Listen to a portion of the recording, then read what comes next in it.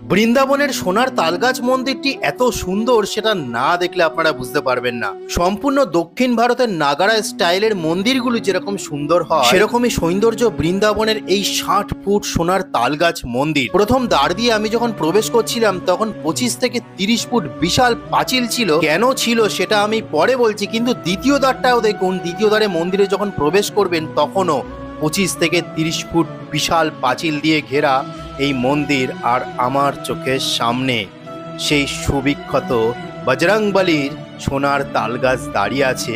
এখানে দুটি তালগাছ ছিল সোনার, একটি ইংরেজরা চুরি করে নিয়েছে। যেটি ইংরেজরা চুরি করেছে সেটি ছিল গরুড় সোনার তালগাছ, কিন্তু এখনো পর্যন্ত জয় বজরংবলীর নামে বিশাল 60 ফুট লম্বা সোনার তালগাছ আপনারা দেখতে পাচ্ছেন। এবং এটি বৃন্দাবনের সবচেয়ে বিখ্যাত জায়গা। আমি আরো কাছ থেকে আপনাদের দেখিয়ে দিই।